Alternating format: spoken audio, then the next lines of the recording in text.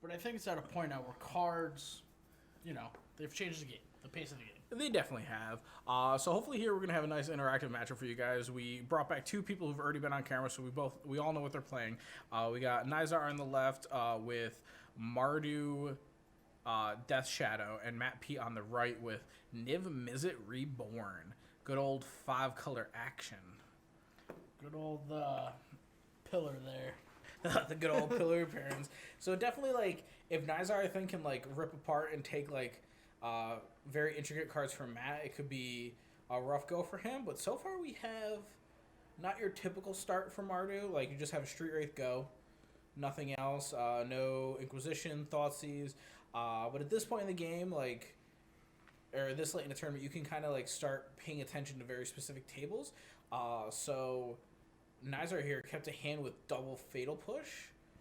So he can definitely see, like, Matt dropping down some birds, and he's just going to massacre those birds. He's going to push them down a big, giant death pit. The other thing, too, is Nizar has... he's got the Captain Ranger in his hand. Yep. So he can just go ahead at pretty much any moment. I think that's one unfortunate thing. If we had, like, another Thoughtseize or Street Wraith, his hand would be real good, because I think he has a Captain and a Death Shadow. So if we could have got, like, something else to really start getting our life total lower, this hand could be all of a sudden from, oh, I'm doing nothing, to I have, like, 20-something power on board, are you dead? Whereas Matt is going to take it slow and steady with a red and 6. Which, the nice part here, red and 6 just can't die. Unless Nizar untaps and plays, like, an Abrupt Decay or something, which, like I said, at this point in time, the top contenders here have probably been scoping out the tournament, the top tables, and can almost have an assumption on what some of the top players are on. So I'm sure these two each have a feel for what the other is on. This looks pretty cool. Like, I think this definitely has to be an awkward matchup, right? Like, I feel like this is just an awkward hand for Nizar. Like, double canopy lands into, like, he just has spot removal action. The Unearth is sweet, but I think part of it, if I'm Nizar, I'm trying to, the double canopy hand I'm not super thrilled with, but I'm not super upset at, right? That's fair. I'm just trying to get my life, whittle down my life. Which definitely, yeah. So. Like, at this point, he could just, like, randomly, at the end of your turn, I'm going to float 2 mana. Just take some damage. But he also might be conservative, because he knows, like, Matt will play a giant 6/6 out of nowhere. Ooh, Teferi is so good. Teferi. I gotta say, I love this Teferi. So, I never think that I would see Ren and 6 and Teferi on the same battlefield. I know, right? But this looks pretty bonkers. This is such, like... this is why I like the Niv-Mizzet. I don't want to take credit, because it was Matt's decision, but he was trying to decide, do I play this or this? I'm like, dude, you obviously go with Niv-Mizzet. It's just sauce. Like, how do you not play a sick 5-color deck? And it's one of those things that'll definitely be under the radar. People have seen it, but not many people will play it. Let's just say, in between rounds, I went upstairs and I was like, hey, do we have this card? And I got told the price. And let's just say, like, for Pillar, dude, some of those cards will not end up in my collection. This deck skyrocketed some of these prices. Like, Pillar, pre this deck in Modern, was maybe a $10 card, if that, because of EDH. Now I think it's, like $30 or something like that? All because of this one Fringe deck in Modern, which I can't even call Fringe. It's just super sweet. You have the land base, you got Prismatic Vistas, you got Shocklands, you got Fetches, you got Pillar. It's pretty easy to have a 5. And then the Arkham's Astrolabe, which just replacing itself and then mana fixing for 1. So good. And then having, like, a Ren and 6 to buy back your Fetches. This deck is just so much fun. I've contemplated asking him to borrow it and play it, but I don't have the time for that. But being able to play a Ren and 6 and a Teferi next to each other that's got to be so cool. This has definitely gotten awkward for Nizar, right? Like, you're still sitting on double Fatal Push and there's just two Planeswalkers on the battlefield. Yeah, like, Matt has some things you can push, but it's like, they're just not good enough in Birds of Paradise. And then you have no haste creatures, so Matt's just going to keep making creature, like Planeswalker after Planeswalker, get rid of your captain. Matt doing a little karate for us, took out a fly that was bothering them. Good on him. I don't blame him. I took out a bee during last round. Not all heroes wear capes. So Matt here, debating on what to do with the Teferi. He also has a Domri now. Yeah, I think it's just awkward because he's trying to decide, like, do I minus my Teferi to draw a card or I leave it? Which I think leaving it is fine because you don't want to put any of your creatures in bolt range. Like, whether you know he has bolt or not, he has red. You have to respect Lightning Bolt can be in that deck. So you don't want to get rid of that Teferi because it's so good. And Matt, apparently, he made a decision for his opponent because he's sitting on 3 lands. Which, that nice, quick, easy Inquisition. I want to say it was another Domri. I'm not sure. Matt threw that card so fast, I couldn't even tell. I just think, like, in general, now this, like, clears the way for Nizar, right? Ooh. Yeah, which is obviously what we're seeing because he's throwing down double duty, which I think is fine. Like, here we're just going to minus the Teferi, bounce one of them, and hopefully draw threat. Because here, Matt could just draw Niv-Mizzet and have some fun. Nizar is sitting on the 2-minute battle rage, so that could just end this game if Matt doesn't find anything out of those 2 cards. If it's just 2 more lands, Nizar might be able to one-shot Matt if he takes some more damage off of the Look, if I'm Nizar, I'm definitely gonna float a mana, just to lose, just to lose the extra life. Oh yeah, it's definitely. I think this is a good call by Matt. Like, he's gonna take out the only red source and hope he doesn't have a mountain. But it looks like Matt is trying to maintain priority real quick with the Ghost Quarter. Not 100% sure what that. I think they might have a life total discrepancy, and that's why they were just like, "Oh, let's try to figure this out." Ooh, that was a good call by Matt. Nizar doesn't have the basic mountain, so if he doesn't find a red source, that Temur Battle Rage does nothing. Which, whether Matt knows it or not, which obviously he doesn't, that just saved him. Yeah, Nizar doesn't seem to have basic mountain in the deck, so. Or snow cover. Knight of Champion, Knight of the Autumn. That's pretty sweet. Is the Death Shadow big enough? That must be why he was asking about life totals. He was trying to figure out if he puts the counters on his Knight and then from the Domri trigger, if the Knight can kill it. So yeah, 3 mana. I dealt with your Death Shadow. So that draw was real good for Matt. We're going to get back probably a Ghost Quarter. And he does. Yeah, this is definitely went from an awkward position for Matt to looking pretty good. Because worst case, he can... Oh, actually, now that I think about it, I wonder why Nizar didn't... He could have kept his Death Shadow alive. He has a Fatal Push. He had a permanent leave that field because of the Ghost Quarter. He could have actually Fatal Pushed the Knight, which then it wouldn't have been there anymore, and his Death Shadow would have lived. So I wonder if he missed that or not. And then talking about that pillar, he's just like, "Oh, what is that land?" Because he's probably never seen that one in his life. Oh no, just this. It just taps for mana for multicolored spells. Nothing insane. The question is, if Matt draws a spell, he doesn't have to kill off his Teferi. If he doesn't draw a spell, he has to kill off his Teferi. Because we could kill off the Ren and 6, but the best we know...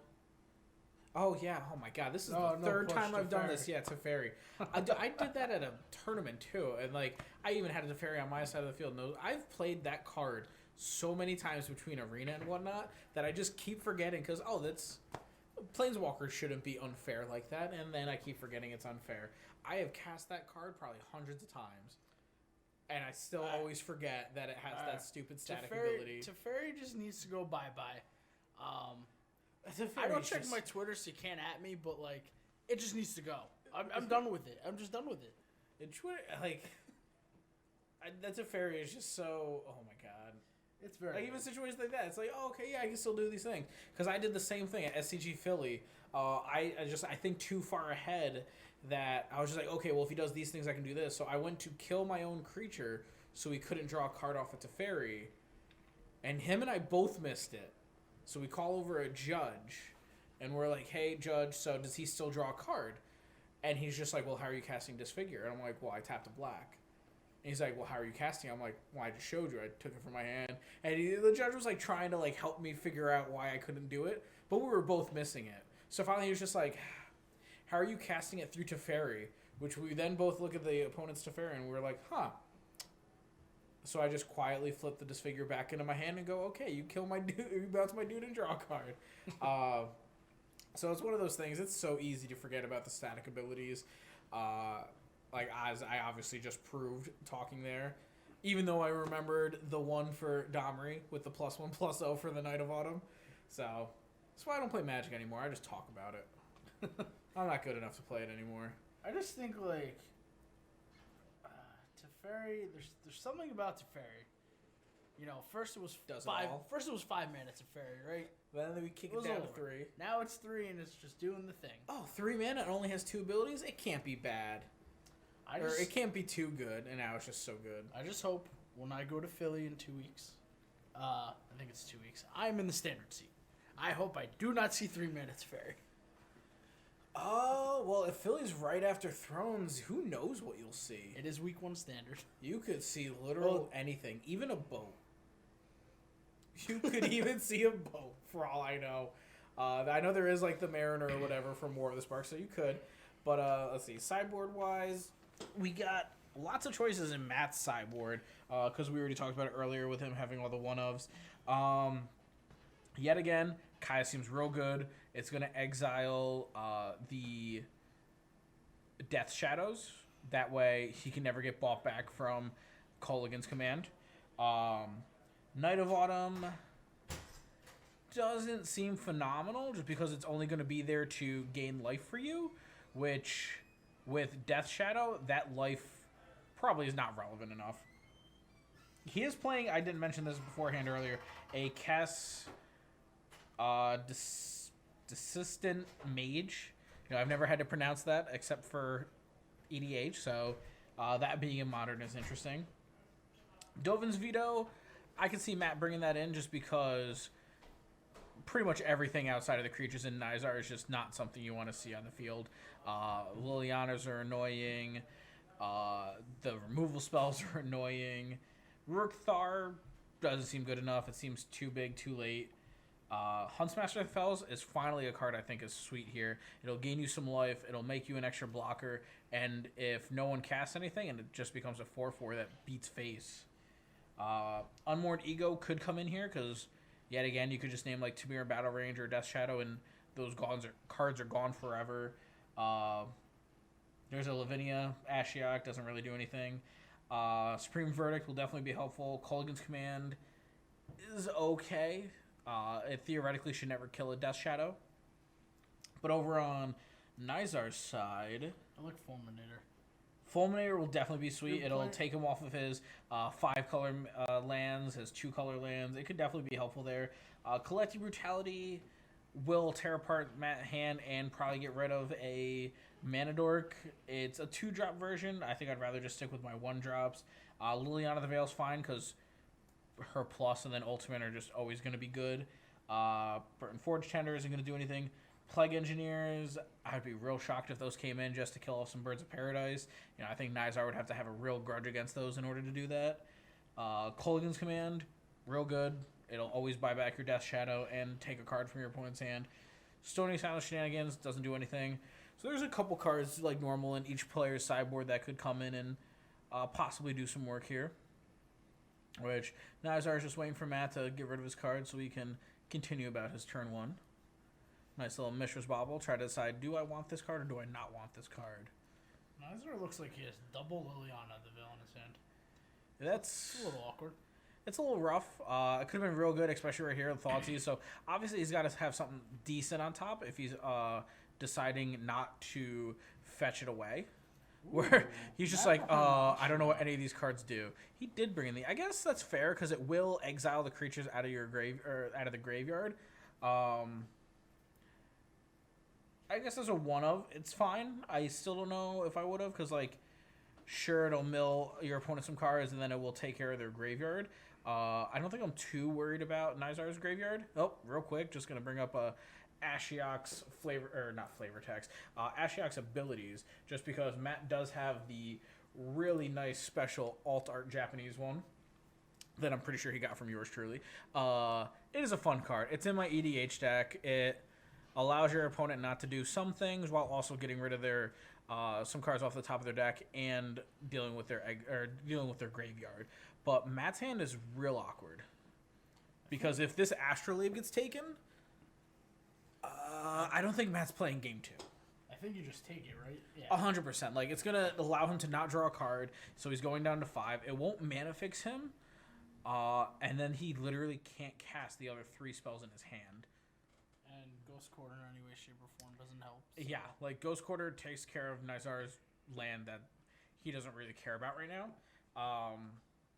So we'll see how this one goes. Like, Matt can definitely, draw some spells and get back into this, but it'll have to be some good ones. So it goes straight from Nizar. He's got land, Tidehall Scholar. Just take another card. Yeah, he could definitely take the the Maelstrom Pulse here or the Ashiok and take a look at the other card that Matt drew.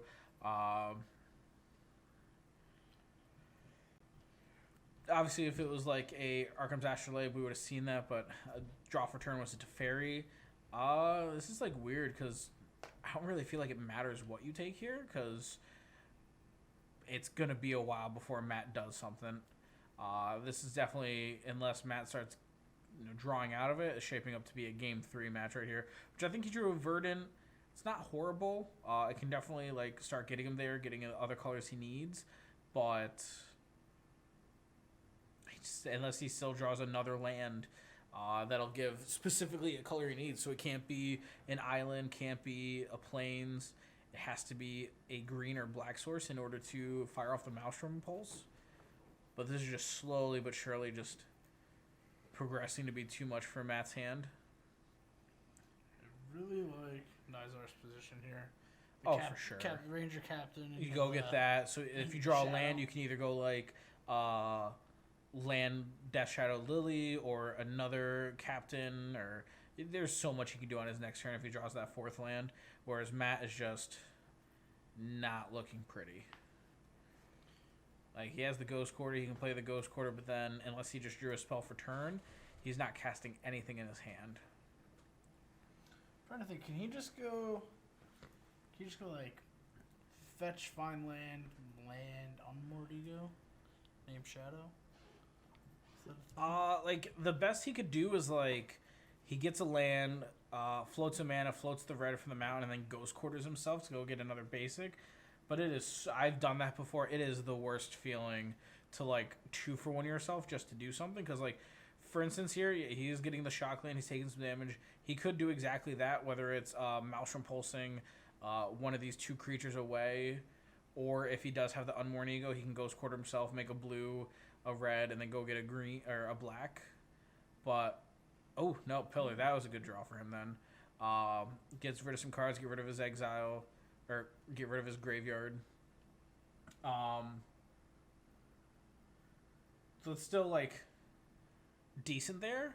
If we had that a turn sooner for the captain, that'd have been really sweet.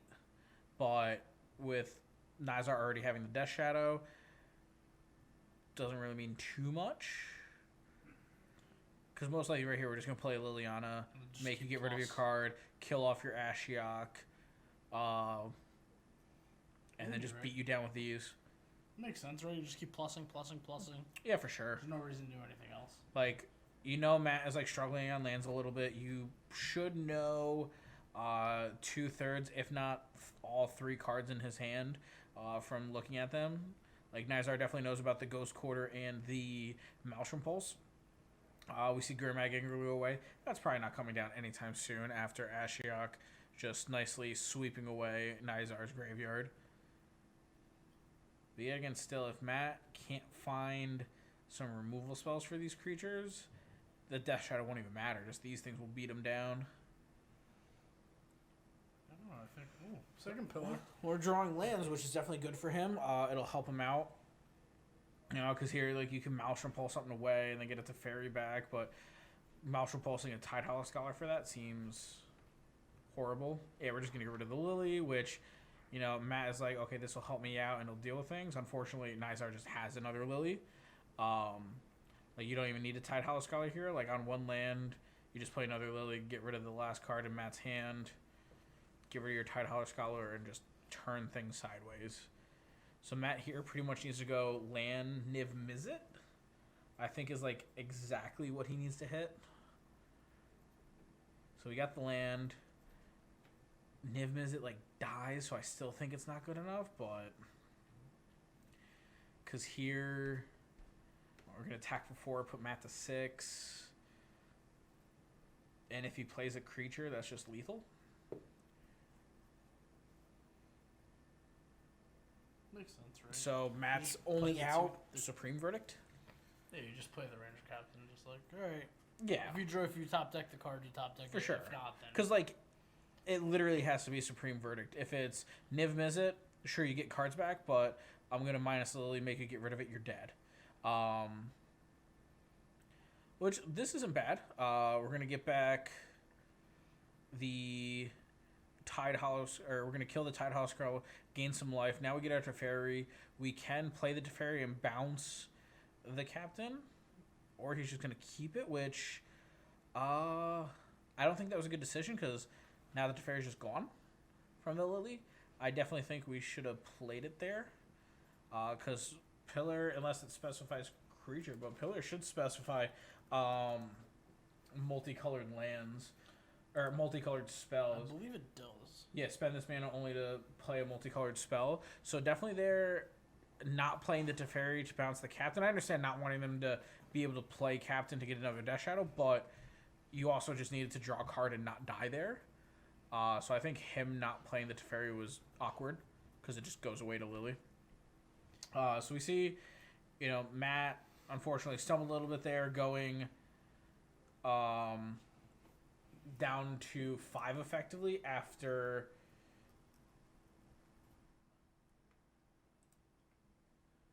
Oh, that makes sense. Okay. Yeah, so Oh yeah, it does have that second ability. Makes sense. Why does that card have a second ability? It doesn't need a second ability. It's fine. It says go get Death Shadow. That's unfortunate. It's better than Ranger VOs. That is fair. There is a reason why Ranger Captain is better than just regular old Captain of EOS. That card's unfair. I don't think I've ever seen anyone actually use that ability yet. I think Nizar is the first one. Yeah, well, it's always I play it, get a dude, and that dude's probably good enough that my opponent's about to concede now. Having that second ability is real good. I've honestly, like I said, even in Modern Horizons Limited, never seen anyone sacrifice that to that. Which is definitely fair, because once he sacrifices that, yeah, I don't think there was anything Matt could have done. You think they go back, revisit the sideboard? What do you think Matt's thinking?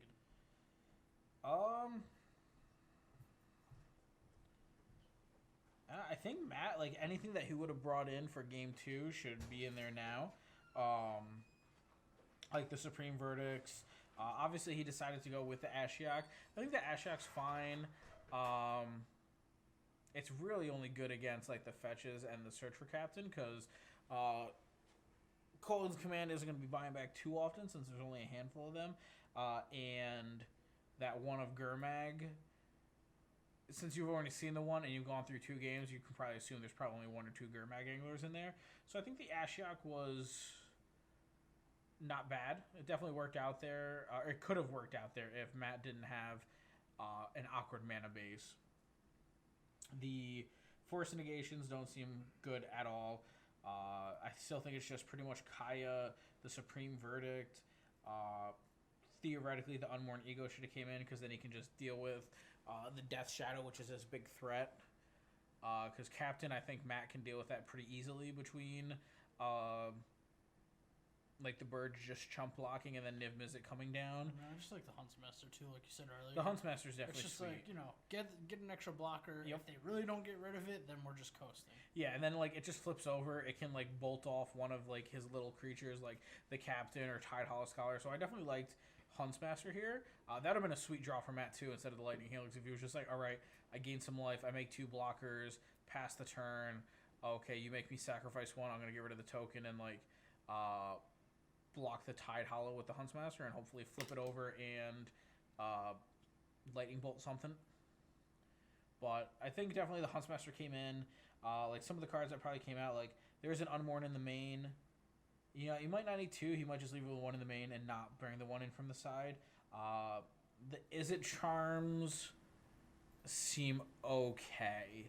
Like they're really only going to counter probably Liliana, and the 2 damage is only going to deal with the Tide Hollow Scholar. Those are probably something I would take out just because turn 1 you can't counter anything because you don't have 2 mana, and then just like Is It charming a Inquisition or Thoughtseize on turn 2 is I'd rather just be jamming my Ren in 6 and go from there. Makes sense. Obviously, the Bedevils, Maelstrom Pulse are great. And he also has 1 Huntsmaster in the main. So, same thing as the Unmourn. He might be like, 1's good enough. I don't need a second one. Just bring in, like, number 2.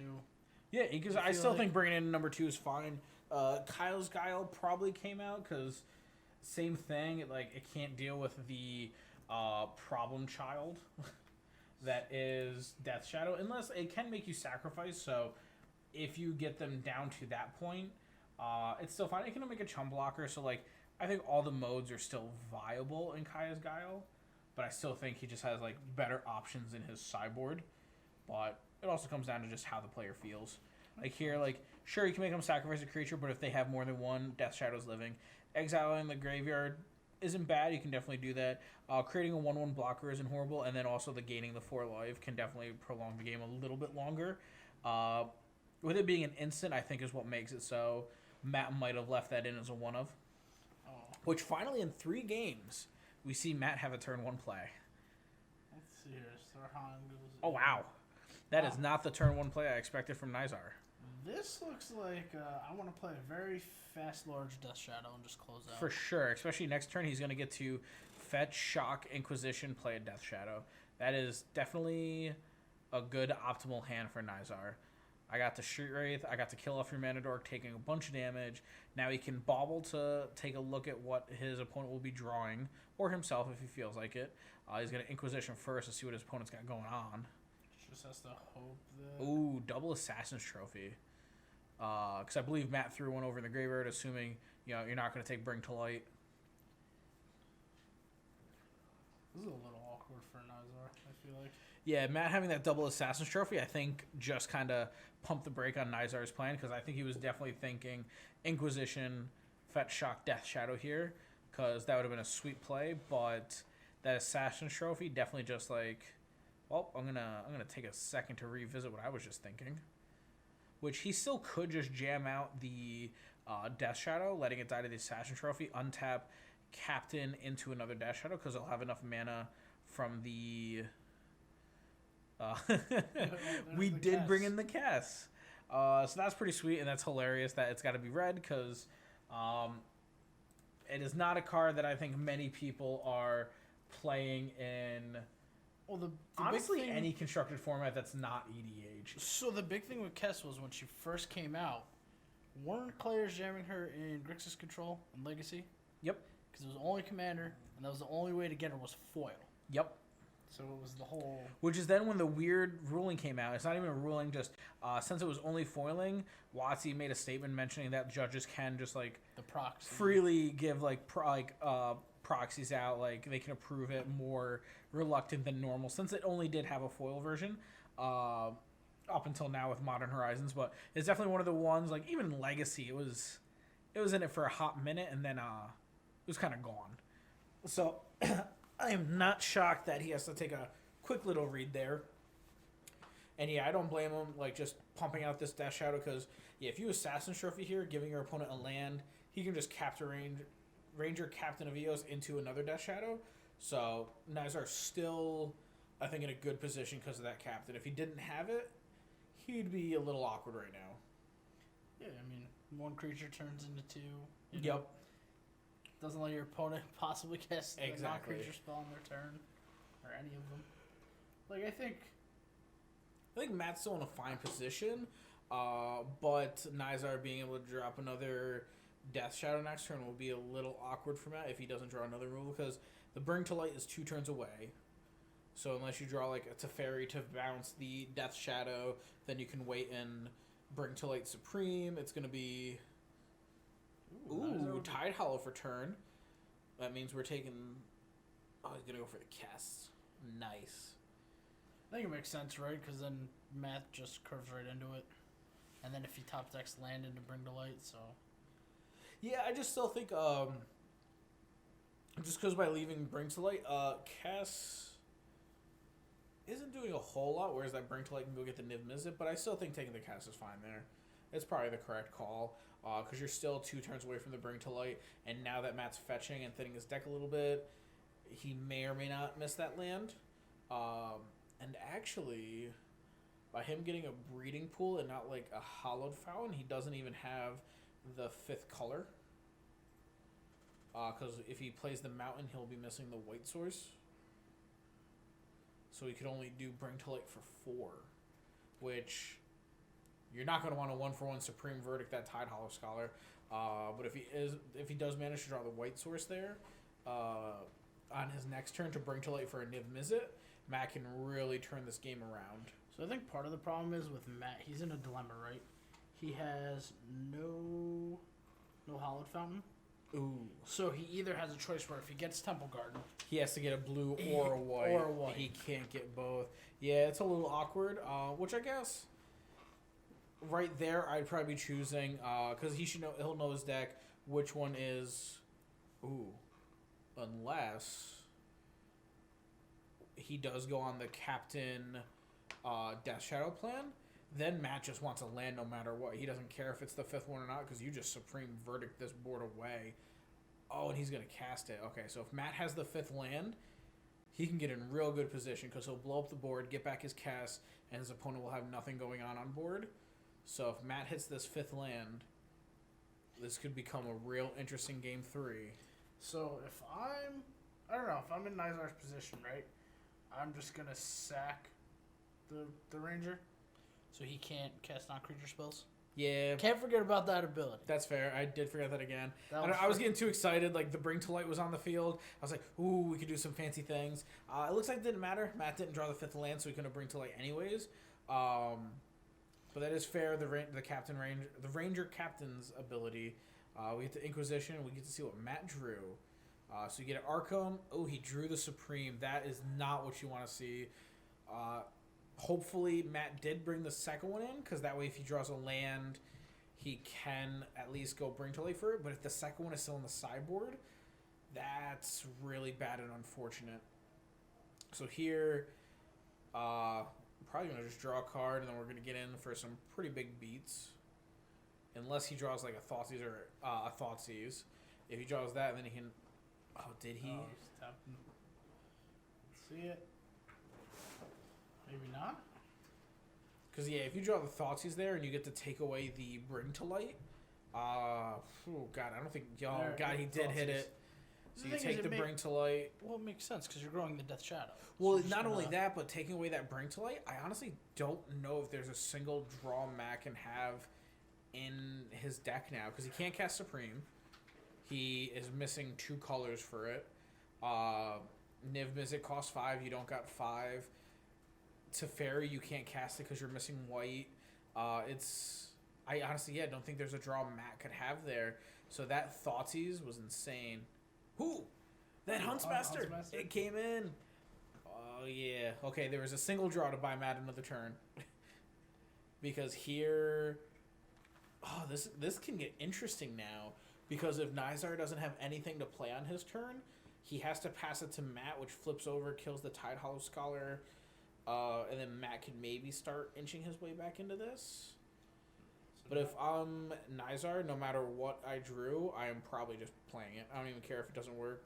It looked like Nizar had a Gurgmog Angler and another Tide. He drew a Tide Hollow Scholar. Yeah, you're definitely just jamming that Gurmag Angler. So you're just double checking. It is... Huntsmaster doesn't get as much play nearly as much as it used to.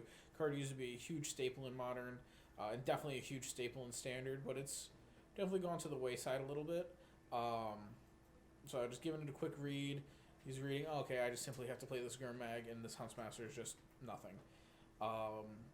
Which Matt can pass and kill the Tide Hollow, but that I don't think would be good enough. Not a terrible choice from Nizar, right? You're just gonna force the blocks, especially on the Death Shadow. Oh yeah, definitely. And Matt here just being safe and not putting the Huntsmaster in the way of death from the Tide Hollow Scholar, whether it's from Fatal Push or something. So, yeah, Nizar's just going to double play it out.